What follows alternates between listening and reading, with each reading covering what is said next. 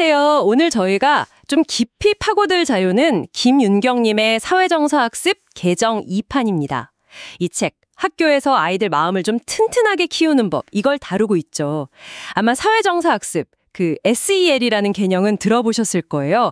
근데 이 책에서 말하는 그 핵심 역량들하고 또 이게 실제 학교 현장, 특히 중학교에서는 구체적으로 어떻게 적용될 수 있는지 그런 사례 중심으로 많이들 궁금해 하시더라고요.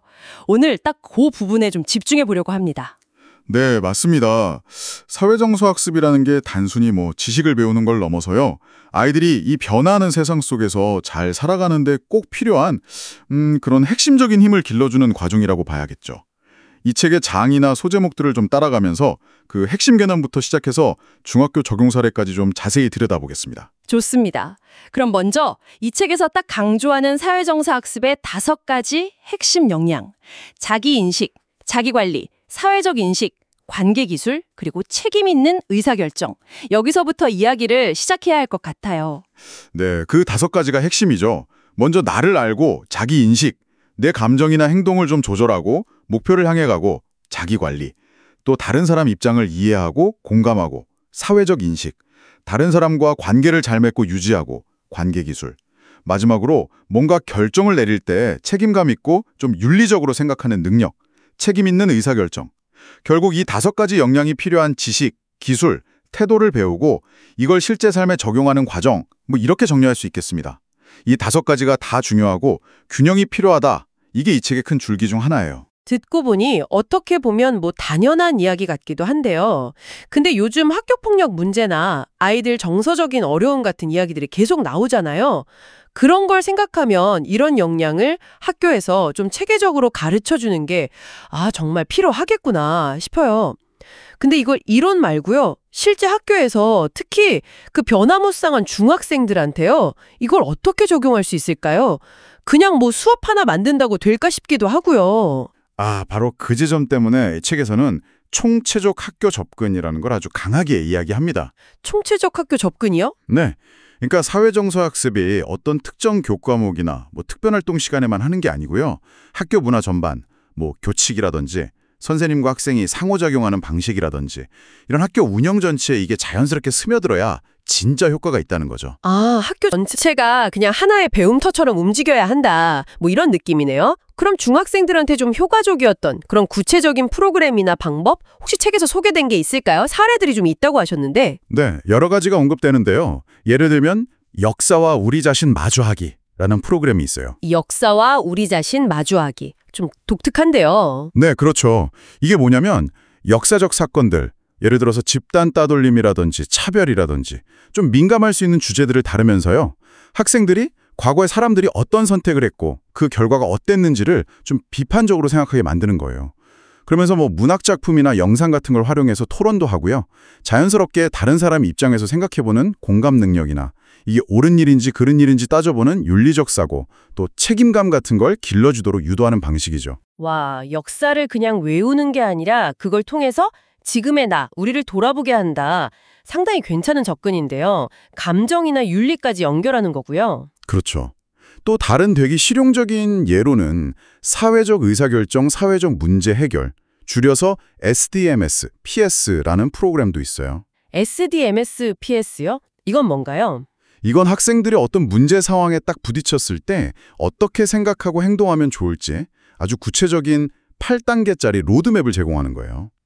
예를 들면 1단계, 문제가 뭔지 정확히 알기부터 시작해서 이 문제를 해결할 방법들을 막 떠올려보기, 각 방법이 어떤 결과를 가져올지 예측해보기, 가장 좋은 방법을 골라서 실행하기, 그리고 마지막 8단계는 해보고 나서 결과가 어땠는지 돌아보기, 이런 식으로요. 단계별로 딱 정해져 있군요. 네.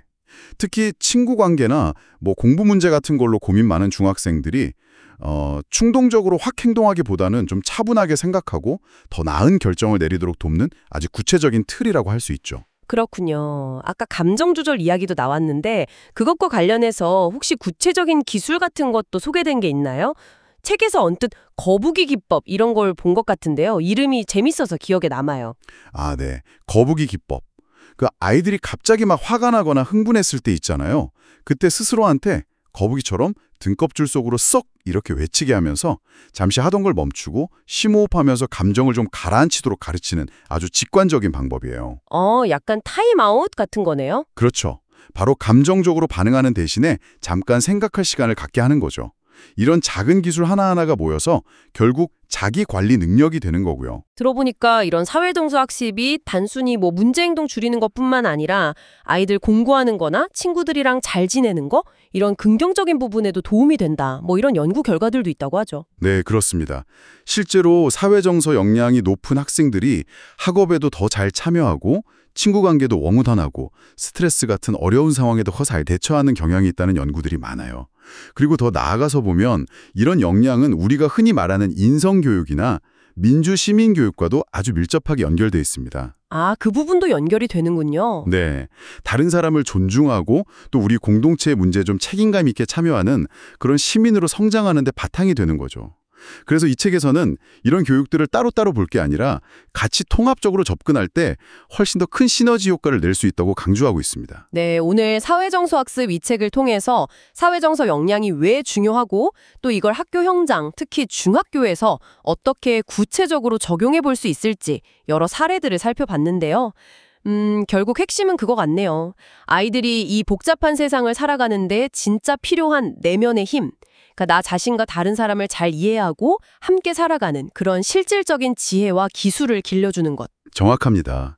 이게 단순히 착하고 말 잘 되는 아이를 만들자는 게 아니거든요. 그보다는 어떤 어려움이 와도 쉽게 좌절하지 않고 스스로 좀 길을 찾아 나아갈 수 있는 그런 단단한 마음, 회복 탄력성 같은 걸 갖춘 사람으로 키우는 것, 그게 사회정서 학습이 진짜 추구하는 방향이라고 할 수 있겠습니다. 구성원 모두가 어릴 때부터 학교라는 공간 안에서 자기 감정을 좀 잘 돌보고 다른 사람들과 건강하게 소통하는 법을 아주 체계적으로 배울 기회를 가졌다면 지금 우리 사회의 모습은 어땠을까? 한 번쯤 각자 곱씹어 볼 만한 질문인 것 같습니다.